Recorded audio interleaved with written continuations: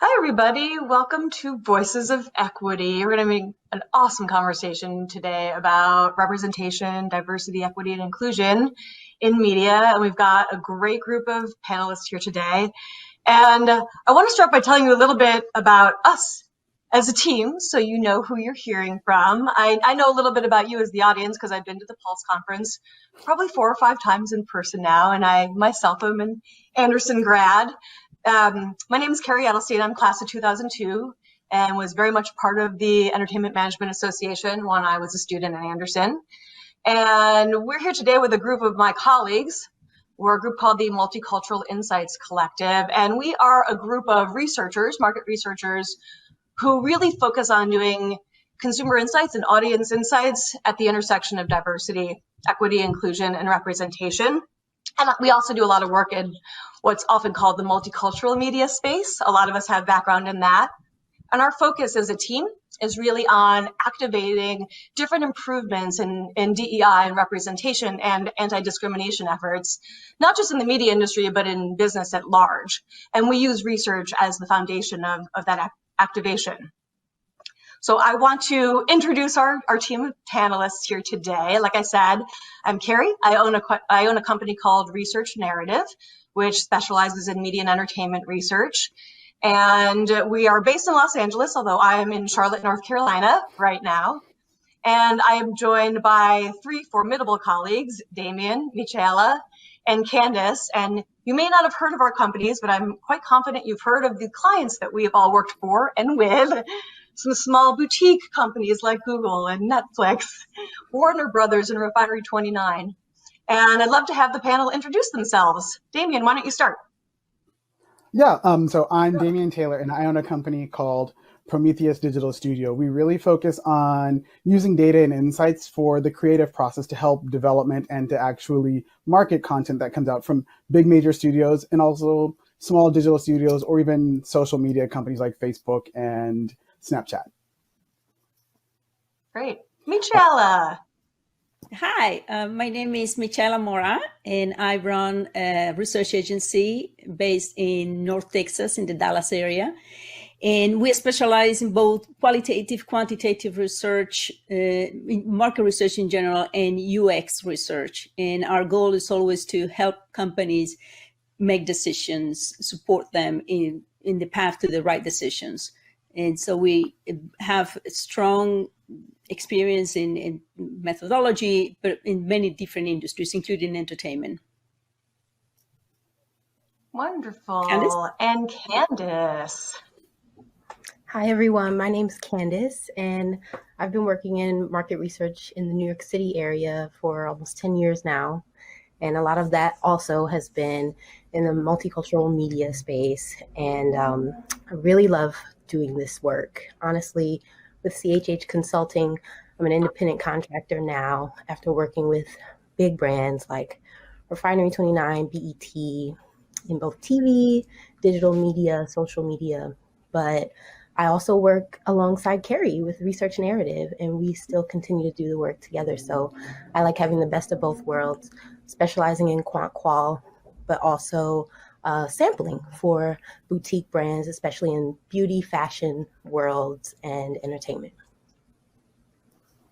Thank you. Wonderful. So I will say to the audience, we're going to talk through some different topics today. This is a really committed team who's been not just working professionally in this space, but actually volunteering a lot of their time to improve our own industries, whether it be the media industry, digital tech industry, or the market research industry itself.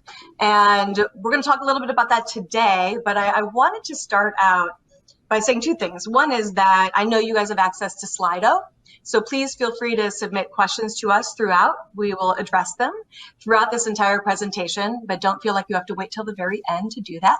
We can address those, maybe not in real time, but as we go along. And then the second thing I wanted to talk about was giving the audience a goal for today. We often talk about in the space of DEI, when we talk about representation in media, and in our case, in market research as well. And then also when we're doing work in the multicultural space, we often talk about this idea of having a North Star. What's the vision? What's the destination? What does a successful end state look like? And so we wanted to give you guys a bit of a North Star for this panel today. So we have a goal for you, which is not to finish answering, but to begin the journey of answering how can entertainment and media and digital technology companies better navigate the complexity, the inherent complexity that comes with a commitment to DEI and to representation. And one of the things we talk a lot about as a team is that this is a complex topic and that simplifying it is not the answer. That's why some companies have tripped into some different mistakes in the past. And one of the things we believe is an important solution is starting to learn how to navigate that complexity. So today's event is meant to help catalyze that journey for all of you, and we hope that's what you get out of it. Certainly, our genesis for coming together as a team was observing some of the teams trying, some of the different companies out there really oversimplifying the situation last year. And there were some notable whoops moments that we talked about as a team.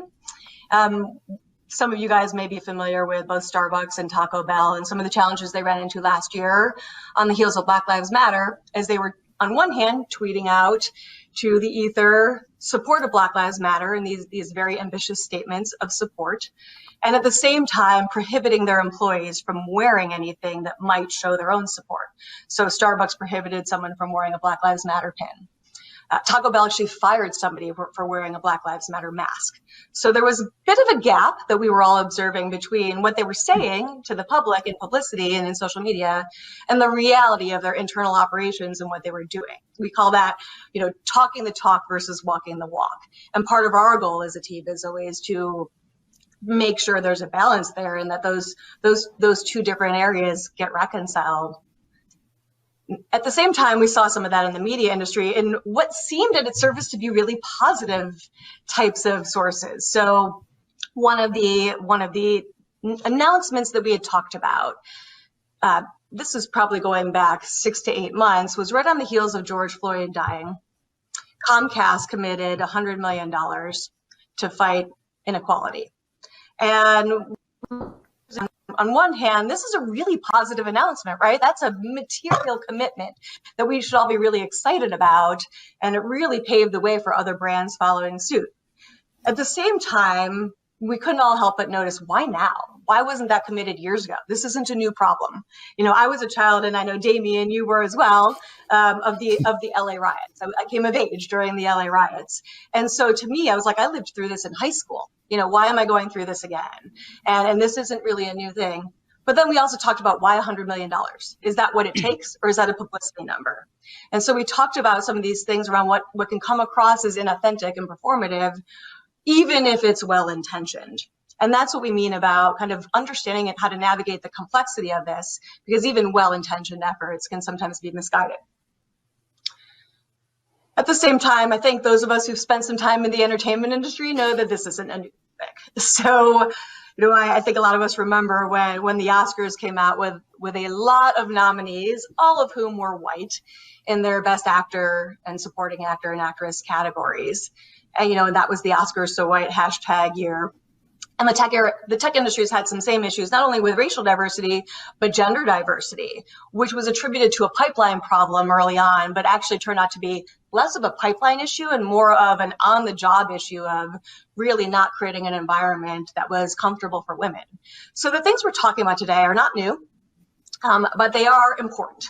And we're going to be talking a little bit about how do we address them? How do we move forward? So I'm going to put this out to the panel now to talk a little bit about these ideas of these mistakes that were very well known in the media and it backfired in terms of authentic representation.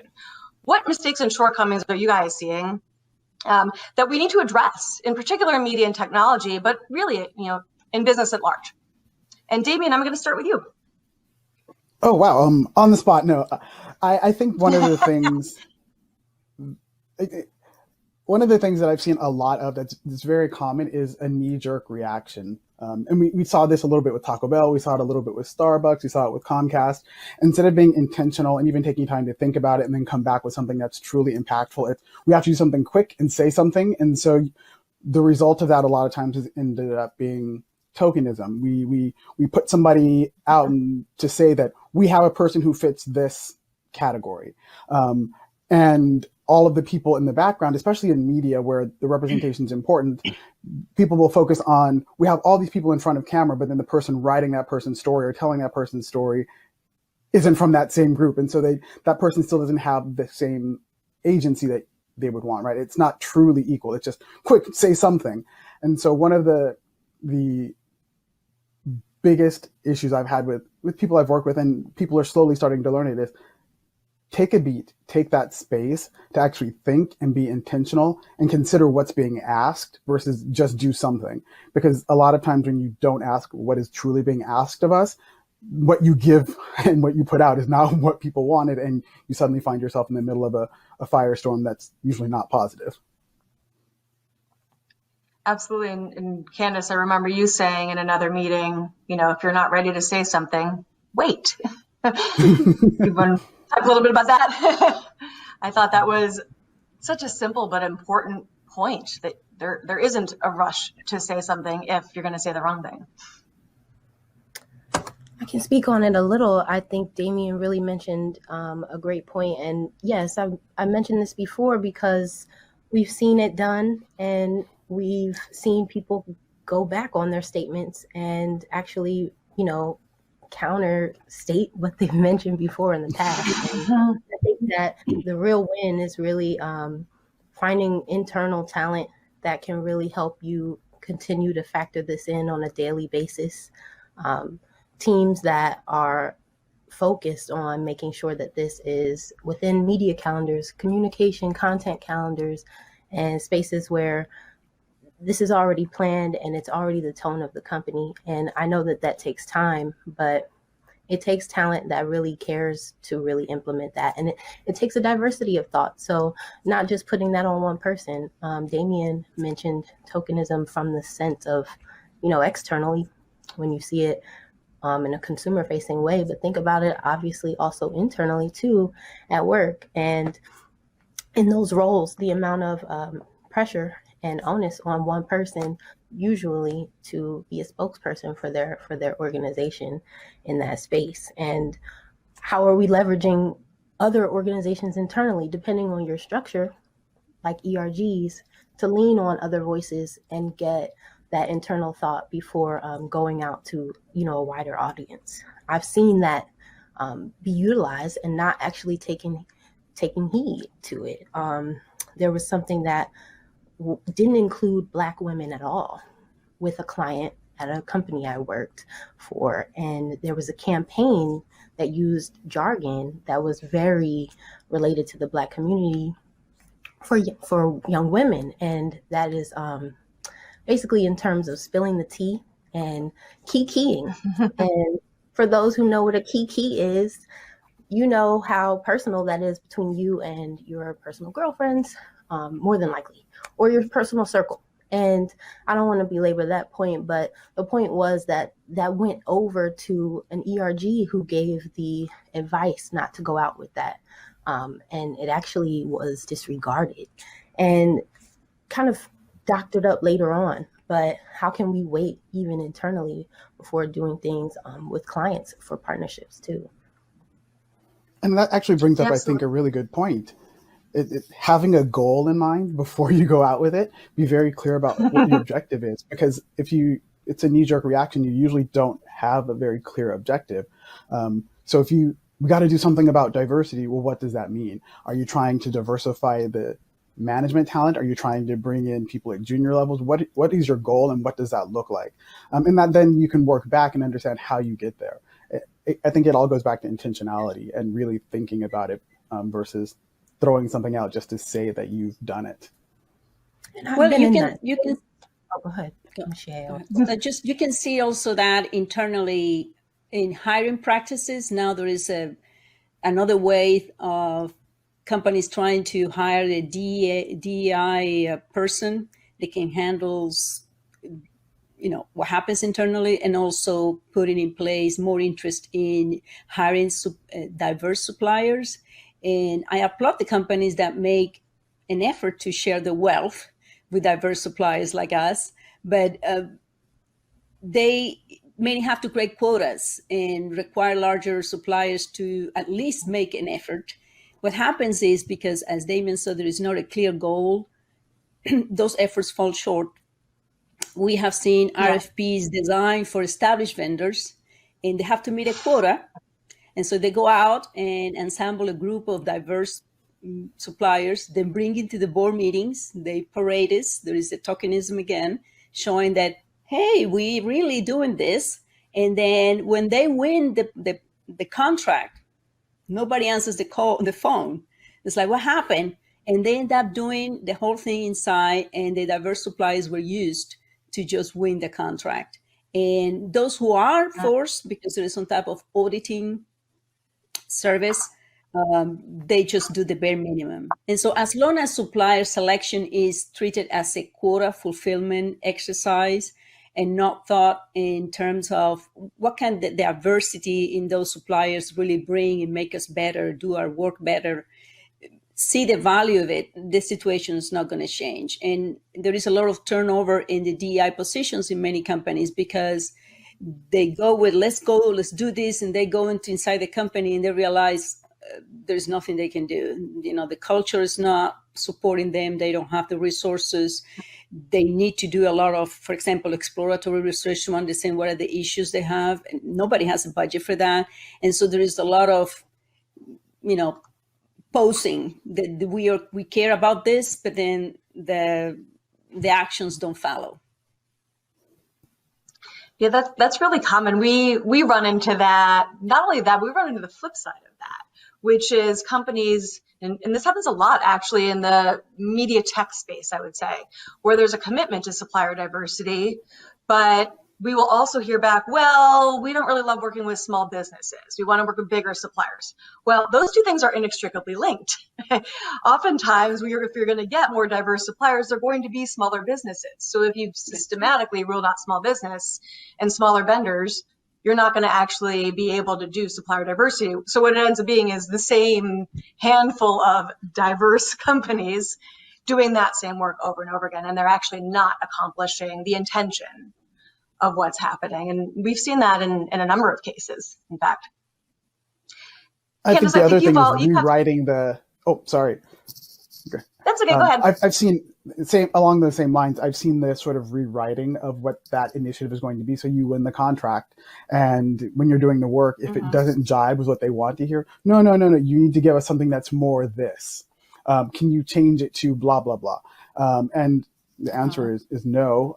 But again, it's internally, we don't know if that sounds a little bit too dramatic. So can we tone it down a little bit when the reality isn't necessarily good or kind or simple, right? It's to your point earlier, it's complex, and running from the complexity doesn't necessarily help make it better.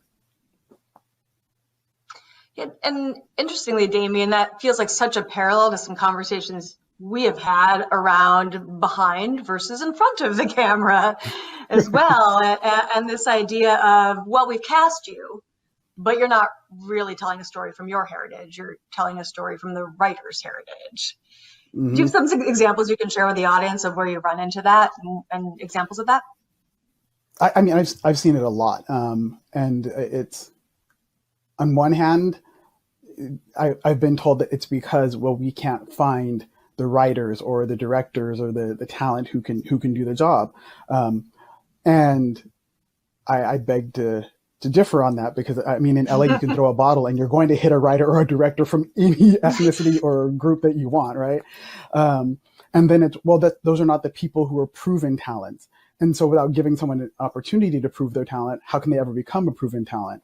And I've seen some companies that actually do the opposite, have actually realized what the problem is and said, we need to change how we operate so that we set up our productions for this new unproven talent to be successful. So if this is a director who isn't particularly good with the mechanics of working the cameras, we need a director of photography who's going to be really strong and can shore that up to make sure that this person can really focus on telling the best story they can.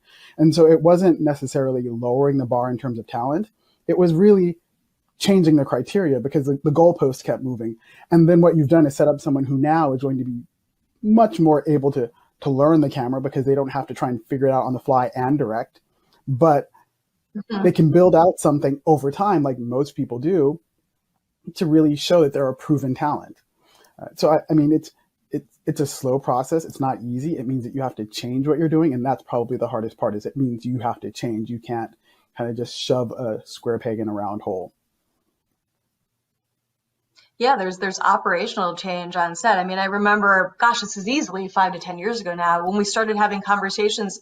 You talked about director of photography. We started having conversations of, you can't shoot a darker face the same way you would shoot a lighter face. You can't light it the same way, and you have to actually learn how to light dark skin. Mm-hmm. And we've had conversations about that. But you're right, there's operational differences inherent in that. I think we are finally getting to a place that we are starting to understand. But that's certainly, on set, when people are used to working with a white cast, are not built into the fabric of the set, into the production, which can come across Yeah. inauthentic to the audience. Certainly the audience that's being represented or not really represented on screen. Absolutely. Another thing we've talked about a lot of times is this idea, in terms of the different mistakes that we sometimes see of what we'll call the monolith. So that's lacking an understanding of the diversity within the diversity. So, Michaela, I know you and I have talked about this, that Hispanic is a catch-all that's used for many, many different cultures. What are some of the mistakes you see in that arena in particular?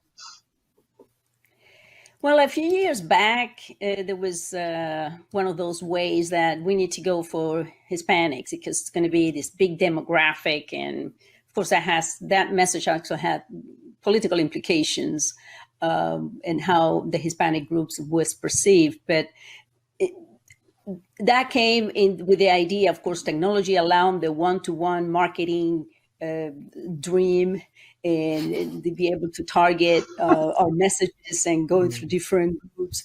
And the one-to-one marketing is like an unrealistic aspiration that often falls because when it comes to economics, it gets expensive. And that at the end is all about money. Essentially, it is expensive to develop and implement communication strategies to talk to different market segments. And forget about going individual one-to-one, just to a group, right? And for brands, they would like to do it. And then when they realize how complex it is, they don't even want to try to do the research they need to really understand the complexities. And what they end up doing when it comes to the Hispanic campaign is they translate the general market campaign to Spanish. They buy media in media space in some Spanish-speaking media, and then call it a day. And if there is any budget for research, they may end up doing a couple of focus groups. And ideally, they want at least one Spanish-speaking group. The rest has to be English because the client has to be present and listened to, and they don't know. Of course, they don't want to pay for an instant interpreter. That would be the solution, but there's no money for that. And so even identifying Hispanic is a complex exercise, right? It's more than having a Hispanic ancestry from a particular country or speaking Spanish. Hispanic, any of the country of the ethnicity categories that we use here in the States, this is a very American phenomenon. It has a lot of self-identification component, right? Because it has to do a lot with how much you have spent, how much time you have spent in the country. If you have gone through the educational system, that you will feel or not feel closer to the American culture. And even the use of language is complicated because we speak Spanish at home. I rarely speak Spanish at work, and I don't speak Spanish with certain people, even if I know they speak Spanish. And so it is not like those surveys that say half of the time, most of the time, it is much more complex than that. And of course, the country of origin creates a complicated layer because I grew up in Cuba with the revolution. I'm very aware of the differences with the previous generations that came before me.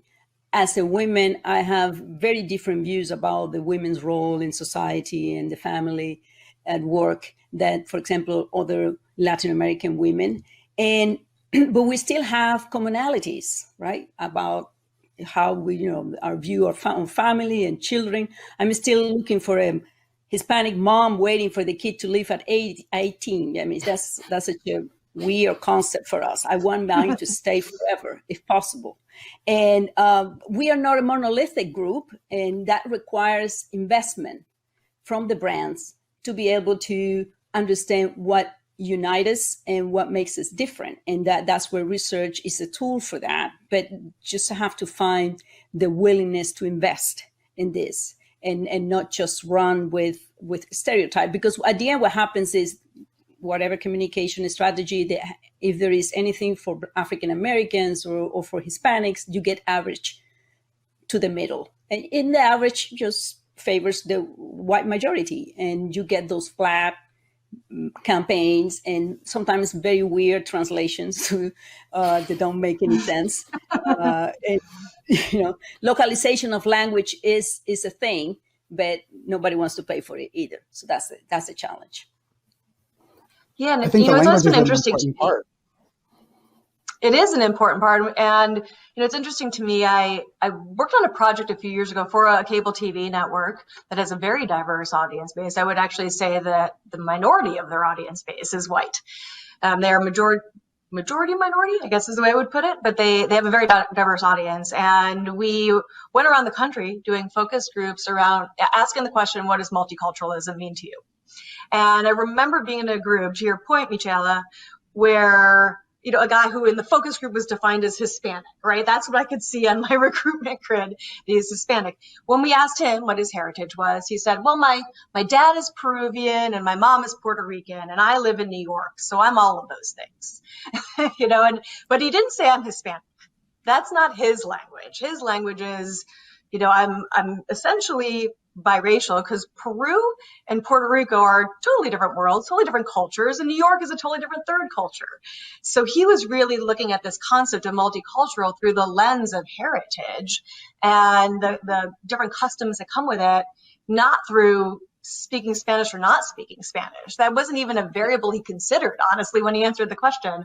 And I think that's a really important insight to your point, which is that sometimes when we just look at things, in that simple way that we can, make an ad placement, or cast somebody for diversity, we kind of miss the nuance behind that.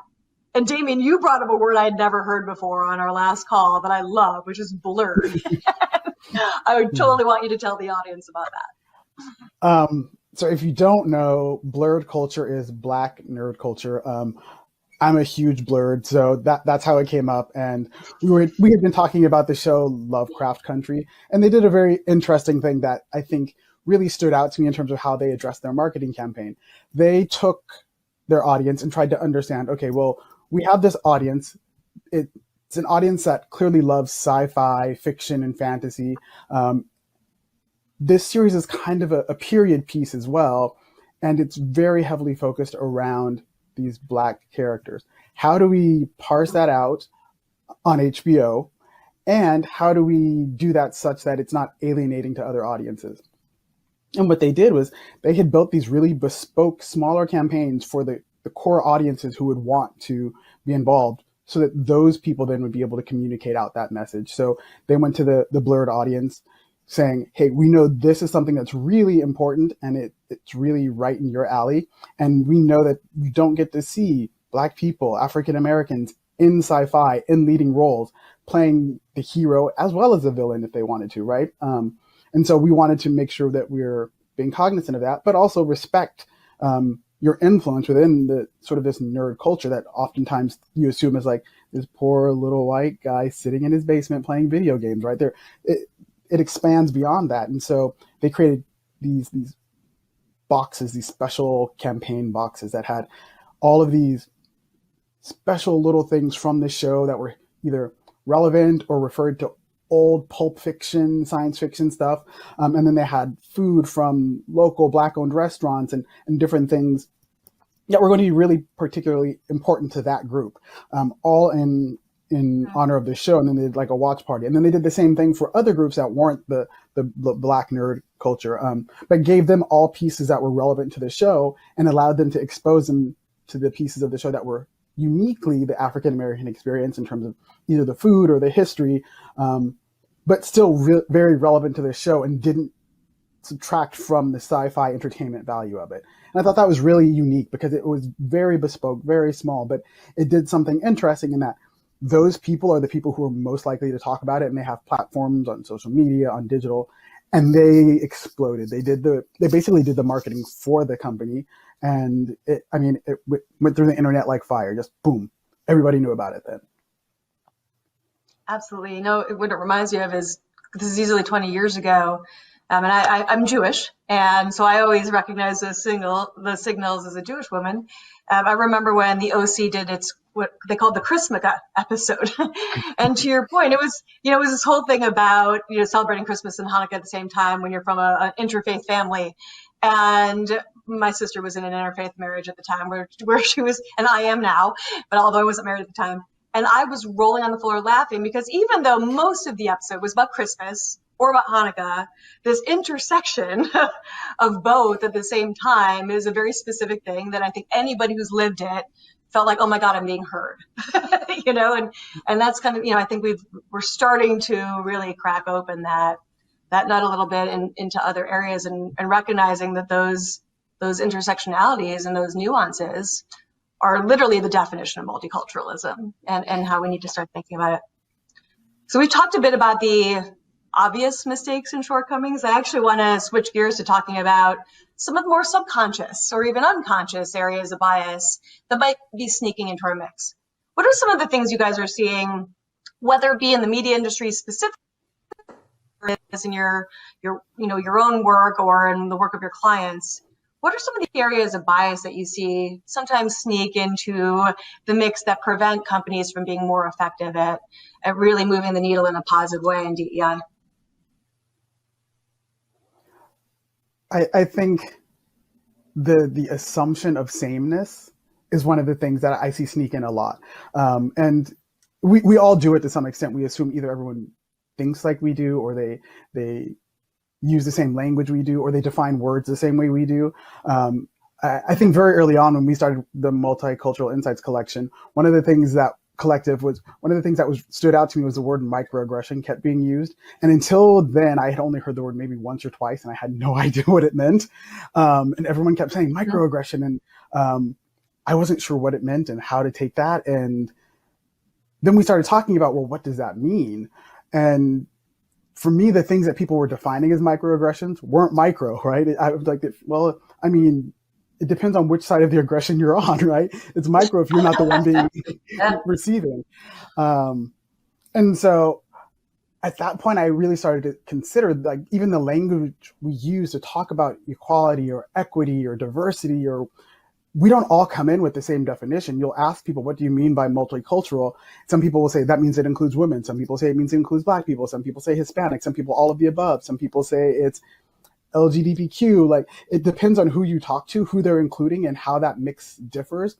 And so one of the biases is assuming that everyone is defining everything the same. So when we do it, we use these shortcuts in our language to communicate ideas, not realizing that what we may be communicating is not necessarily the idea we want to communicate. I think that also one of the, on the flip side of that is for those who become very aware of the potential, interpretations, and they just default to a particular majority definition, are dealing and trying to avoid cultural appropriation, for example. We have these two conflicting ideas trying to coexist. We want to be unified, which requires some form of cross-pollination of ideas and traditions and cultural norms and language usage and people, right? So we can build a common ground. At the same time, some groups are resentful of cultural appropriation and try to keep certain cultural norms for themselves, insisting in a separate cultural identity. And this really accentuates division and social isolation, and really makes distorted assumptions to, grow out of proportion, because we can only correct them if we are in contact with other people and in close relation with other people. So brands need to think of cultural appropriation in terms of patent infringements. So if you are going to use a cultural norm, an artifact, a fashion style that is part of the history of a particular group and has a particular meaning for that group, you have to give them credit and you have to show respect. And I think people who complain about cultural appropriation are really complaining about the fact that the brand or the celebrity took the cultural norm or the cultural element that is being discussed and stripped it from its context and show it like something new that they came up with, ignoring those who really had a hand in it. And brands that do that, so when groups see that done, they feel used and taken advantage of. And that's why, if you want, it's acculturation happens not among Hispanics or Asians. It happens across all groups. We all learn from each other. We coexist, and that's why some people, you can like Italian food or Mexican food. That's acculturation. That's appropriation of things. But you give them credit to where it comes from, for example. So I don't think Italians are very offended by, a lot of deviations from the menu. It is called Italian, but it's just, it's actually a source of pride, right? And so that's the errors that many brands do, that they fail to give credit where credit's due. And how that makes sense. How is that credit also reflected internally? I mean, employees and teams, and I'm the youngest of the Multicultural Insights Collective members, but it shows a lot for me to be still in the mid to early, associate director stage. If I was in a corporate company, that's the level I would be reflective of. But is that possible? And is that actually true for a lot of my counterparts that look like me who have started at the same time? And how have opportunities been granted to me and others that look like me? Has it been inclusive? Has it been something where our work has been utilized, and then we were also invited to the room to present that work and to speak on how to activate that work? A lot of times we can hire and we can recruit and be diverse, but the inclusive nature of bringing people in to help to grow and develop them so they have a leadership role and then can make change and then impact their counterparts at that leadership level to make change is where sometimes there's a lot of those gaps. And I mean, I've seen it as an employee, and I was an ERG leader at a few previous companies. And, you're not getting paid for this extra work that you're doing. You also aren't always being praised by your home team, your main department where you exercise your role, for this to be looked at as a transferable skill for promotion. There have been vivid memories where I have been in a role for over 2 years waiting for a promotion to become a manager, and being told that because I have a lot of other interests extracurricularly within my enterprise, it made me seem like I was less passionate about working in my research role. And it was the exact opposite impression that I wanted to give off. It was exactly what I thought would help show that without direct reports, I was managing other direct reports cross-functionally in these spaces, but that wasn't necessarily seen as something that was going to open me up for promotion. And actually, after getting a review the day after being told that there were no opportunities for advancement on my team, there actually was a position that opened up the next day for a manager role, and I was not being considered. And they made it very clear that they chose to go out to other people for interviews. And what was the point of grooming and developing me and or other talent that is being brought in at this level and not utilizing them to their capacity, even in the roles that they're in, analyst levels, coordinator levels, assistant and managerial levels. These are vital spaces where the work is being mainly done and performed, and a lot of other things above are being strategized. So merging those two, because that's a direct reflection of what happens on the outside. I think that's huge, though. I Absolutely. mean, again, how we talk to each other, how we talk about it, how we position things. And I think one of my mentors gave me some advice that was probably the most sage advice I've had career-wise to date. She told me, I remember I was very upset about something similar to what Candace was describing. And she pointed out, everyone has their cross and everyone thinks theirs is the heaviest, right? And so the bias that we all have is that our scenario is always the worst. Our scenario is always the center of the universe.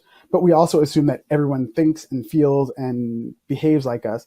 When in actuality, it's a shift in how we think and how we communicate, such that, and I'm guilty of this still to this day, and I try to be more mindful of it. But when I'm speaking about an idea or a concept, I try to define it as well as just giving you a word.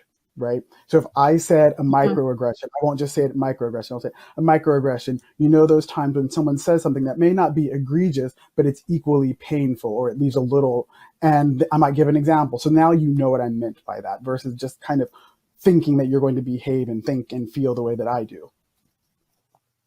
I think that speaks to a bigger principle too, and you kind of teed up our final question. But to Candace's point from earlier, I think there's also a defining of the role. When people get asked to be part of diversity councils or ERGs, well, it pulls them away from the job they're being paid to do. And it's not a paid position. And so is the goal of this to help the company, or is the goal of this to actually help the employee and develop the employee? Because if there's no development of the employee and no real benefit to their participation, why do we keep asking people of color and women to participate in these events when really all it is doing is actually creating a little bit of tension on their core team where they have work product to deliver and they were hired to do that. And so I think there are a lot of times, and we keep coming back to this idea of that North Star, whether it's a definition or an idea or a destination, that we really have to understand that intention before we can move forward. And on the note of moving forward, I'm going to move us to our last piece, and it's going to be like a lightning round question for you guys. We've done some research that shows that 2 in 5 Americans right now are willing to break up with a friend or have broken up with a friend already or a family member over socio-political tensions. And Black Lives Matter was one of the top 3 socio-political issues that was driving that particular stat. And by the way, this is a few months old. I would guess after the Capitol insurrection, we're probably closer to 3 in 5 right now. So we've got this really kind of tense conversational environment going on. I would love to hear like a quick thing from each of you before we wrap up. What is one thing we can do to have a smarter conversation about representation, about equity in the workplace and with brands moving forward? I would say we really need to create a space and time to foster empathy, which is the ability to understand others groups' position and behavior. It doesn't mean that you have to adopt it. It doesn't mean that you have to agree with it. But if you understand why a particular group is behaving or feeling in a particular way, it often has the effect of moderating emotional reactions and opens you up for a productive conversation to understand the other side. This also opens the window to check out assumptions. I mean, we all make assumptions about everything, about everybody. Assumptions are mental constructs. We need to make quick judgments about our environment. We go through life learning things, cataloging our experiences. If at every step you will have to start from scratch to figure out what things mean, like small children do, we will not be able to function, right? Imagine that every time you see a square, you need to rediscover the shape by measuring the sides and see that it has the same length.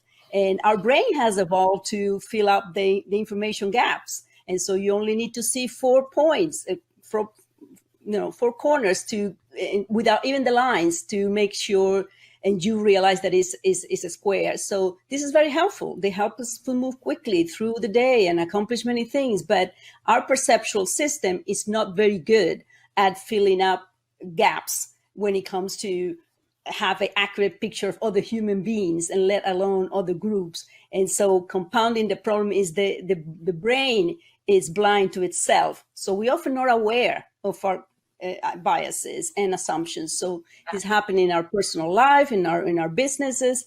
And so that's why, for example, in UX research, we do a lot of discovery research at the beginning just to understand the needs. And one of the functions that type of research has is just to create empathy for the user among stakeholders that are involved in creating the user experience. And so they can, at least for a moment, walk in the user's shoes and understand their perspective. So the goal is to, when a brand says something but do something else, that's not an abstract entity. That's our people behind the brand making the decisions, deciding what we're going to say, and basing every decision on assumptions, which are not always based on research. And so what we need is the first step is to invest, again, money, back to the topic, because that's really the driving force behind many of these. Invest in processes and systems that foster empathy for customers and really understand what the brand message would be based on their commonalities and their differences. I always say, don't guess, ask. It's that Exactly. simple. Damien, a parting thought before we end I think our along session? those lines, it's just start the conversation. If you never start it, you're never going to have it, right? And so start, and it's going to be rough. It's going to suck at first, but you have to do it. I mean, everything is hard at the beginning. Walking was hard for you at the beginning. Talking was hard at the beginning, but now you can do it. So just start. Yeah, absolutely. And keep going. Keep going. I mean, it's the consistency for me. It's always the consistency. I mean, these issues have been going on in America since the beginning of time. So it shouldn't be trendy today. It shouldn't be cost effective and, a lucrative area to focus on for the next 5 years. It should be moving forward. I mean, even Gen Z, 4 in 10 Americans in general at this point are identifying as non-white. So the new generations growing up are going to be representing these same roles that we're in.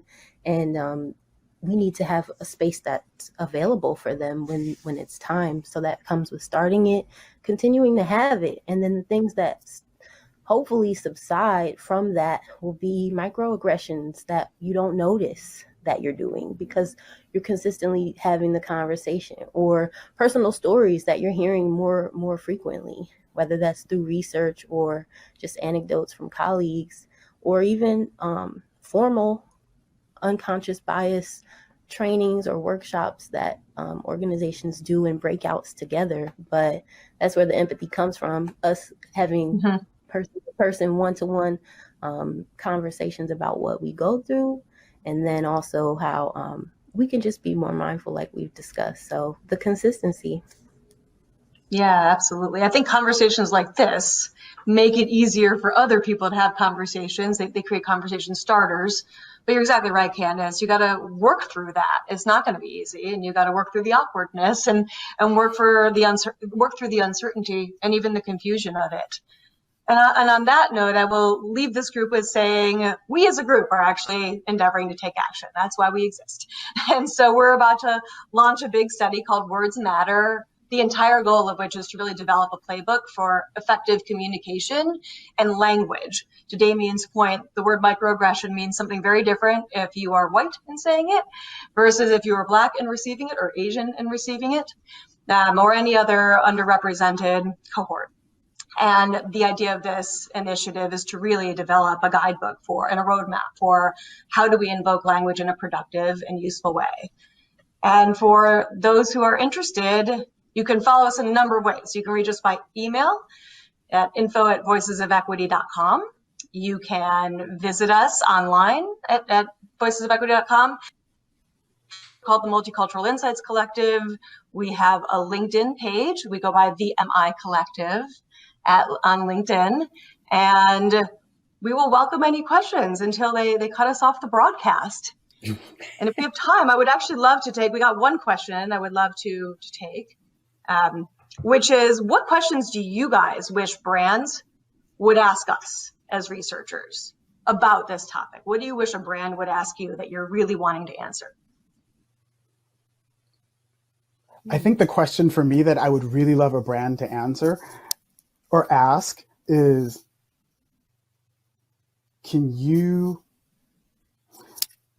it's kind of a big question, but it's really, can you help me understand the nuances of this audience, right? Not just, can you get me some Black people? Or can you get me some Latinos? It's like, can you help me understand the nuances of this audience? Because it tells me that they're thinking about this from a perspective of people versus this monolithic thing that they're going to have to check a box with. Well, in line with that, it's also the question about what is the value that we can bring to this particular segment or that particular segment, because consumers really are, like all of us, are trying to get benefits from something, right? And those benefits have different meanings from different groups, depending where they're coming from. And so the brands really rarely ask, what is in it for them that I can provide, right? And so that's the end goal, the end state. How can I improve? Yeah. How can I improve their lives? Exactly. Right? How can I make their life better? And how's that in the context of the culture, the environment, whatever the things that makes them unique? How can we help? And that sometimes it's just not there. Yeah, exactly. I would say I love what you just said, Michaela. I mean, in agreement, I would say that a lot of times I'm seeing the need to figure out how to celebrate and to show a particular group of people in a positive light, and to do it with them in mind. Even just most generically in the beauty and fashion industry, oftentimes we're name testing for products, for makeup shades, for beauty boxes, and making sure that that doesn't sound like something that specifically Black women or multicultural women would not want to purchase, especially women with melanin when we're talking about skin tone.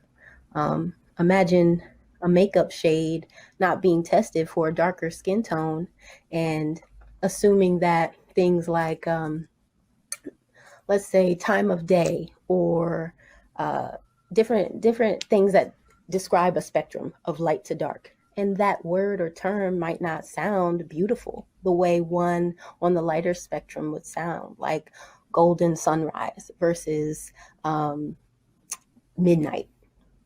And that might not feel as loving on both sides for the darker skinned woman. And how are things like that filtered? So I like questions that relate back to how to make sure that even when creating things that are inclusive for all women, all people, how to make sure that that aspect of highlighting specific people is positive.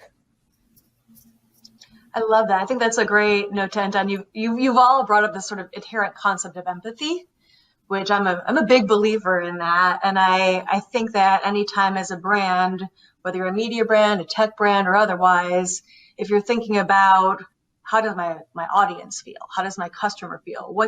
How can I make their lives better? How can I improve their world? What's in it for them instead of what's in it for us? You're going to get to a better outcome. And I think that's a wonderful note to end on. Thank you, everyone, for being here today. Again, please reach out to us if you're interested in our work, if you're interested in meeting any of the people on this team, other people on the team. There's 5 more of us, including Jay Tucker, who's the conference organizer for Pulse. Please don't hesitate to reach out to us. We'd love to talk to you. We appreciate any and all allies in the mix of this effort. Thank you. Have a good afternoon. Thank you. Thanks. Bye. Thank you. Bye-bye. Bye, everyone.